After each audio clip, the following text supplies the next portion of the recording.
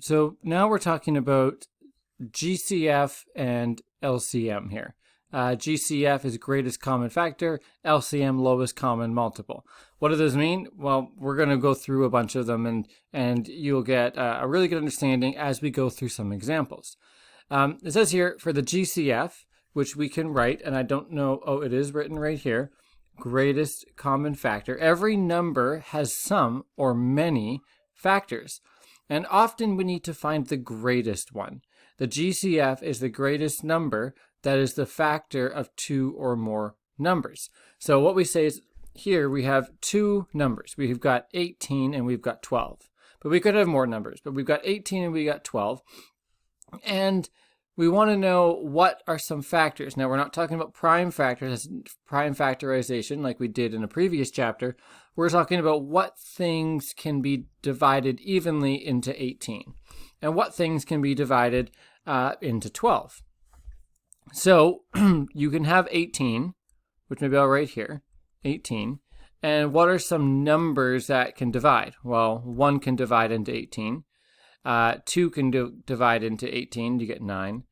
3 can divide into 18, you'd get 6. 4 cannot, 5 cannot, and then of course we did just say 6. 18 can be divided by 6. 18 can be divided by 9, and 18 can be divided by 18.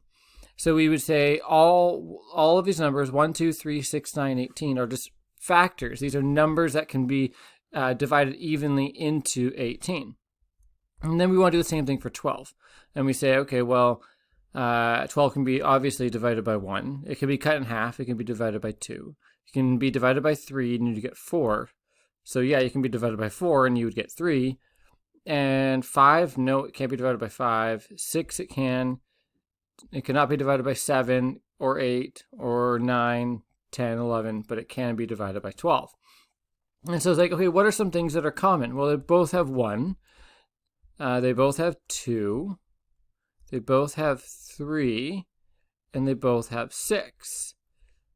But which is the greatest? So the greatest common factor between these two numbers, 18 and 12, is 6. Now the numbers that we chose, 18 and 12, were relatively low numbers. But say I gave you 180 and 260, and you had to try to list out all the possible numbers that can be divided by 180 or 270 or 260 or 3000 or something like that. That would take an incredible amount of time. So there is a bit of a faster way for us to find the GCF here. So how to find the GCF when there's a pair of numbers, two numbers, like 18 and 12. And so first thing we're going to do is with every number, we're going to go down to the prime factors, which is what we did in the previous chapter. And then we're going to find things that are in common. We're going to find pairs, and we're going to find all the pairs, all the matching pairs. And then we're going to multiply those, and we'll find out what the greatest common factor is. And so, obviously, I just spouted off a ton of stuff and whatever. Like, you won't really know what I'm talking about until I actually show you. So, what I'm saying is we're going to have two numbers. We're going to have 6 and we're going to have 8. And for both of them, you want to do our prime factorization. So, you've got 2 and 3. And those are prime numbers, so we can stop. 8 is 4 and 2. And that 4 can be broken down to 2 and 2. And this 2 can come down. And so the idea is, and I like to rewrite them, the prime factorization of 6 is 2 times 3, and the prime factorization of 8 is 2 times 2 times 2. And then you want to see, what do they have in common? Well, they have a 2 in common. And that's actually it. So that's our GCF, 2. Our greatest common factor is just 2. Okay, so let's try again. Let's try 12 and 16. I'm going to write this a little bit higher because I don't know how much room I have. 12 and 16. So 12, you want to do a prime factorization tree, which is 4 and 3, or 6 and 2. So I'll just do 6 and 2. And 6 is 3 and 2, and you can pull that 2 down. Now 16 is 4 and 4. But I'm actually going to do 8 and 2. And the reason I'm going to do 8 and 2 is because I said this in a previous video. You're going to have to be you don't have to, but I know 8 can be 4 and 2, and then that 4 is going to be 2 and 2, and I'm going to carry that down. And so I know that 8 here will eventually split up into 2, 2, and 2. 2 times 2 times 2 is 8. 2 times 2 is 4, and then times 2 again is 8. So I want, whenever I see an 8, if I ever have to do a prime factorization tree, that's one that I'm just going to go 2 times 2 times 2. And so you'll see me do that, and this is already a prime number, so I'll bring that down. So what do you do now? You want to find out the things that they have in common. And so for me, the easiest way is to write it out as a list. 12 is, you can see here, 2, 2, and 3. I'm going to put it in order, 2, 2, and 3. 16 is 2, 2, 2, 2. And so with two numbers, what we're trying to do is find pairs. So we've got a pair of 2s and another pair of 2s. So we've got 2 and 2. 2 and 2 multiplied gets you 4. So our GCF is 4. And if you think about the numbers, 12 can be divided by 4, and 16 can be divided by 4. So 4 is the biggest number that can divide evenly into 12 and 16. Okay, so we're going to keep going here. And then you notice the numbers are getting a little bit larger. So 24 is 6 times 4, but I'm actually going to do 8 times 3, just because I want to show you guys 8. I can break that up. I can do 4 and 2, but I'm going to go right ahead and jump that to 2, 2, and 2. Because again, 2 times 2 times 2 is 8. And I'm going to bring down that 3. 60, I like these ones. Like I said in a previous one, I like them because you can do 10s. So 6 times 10. And then 2 times 3 and 2 times 5. So you could try to start matching up pairs now. Like, oh, there's a 2 there and a 2 there. And so that's a pair. But I find it's easier if I do a row. So I've got a 24. And 24 is 2, 2, 2, 3.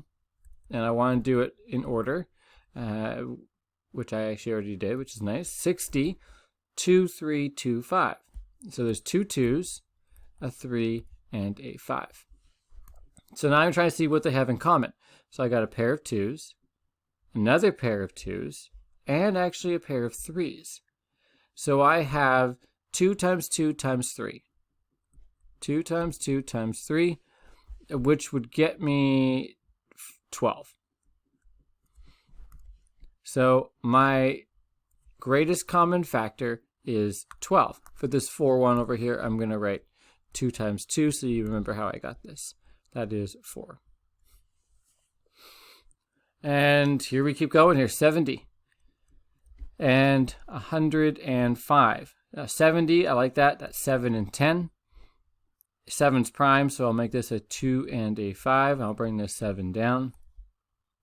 So I'm going to write that list right now in order, 2, 5, and 7. And now I've got 105.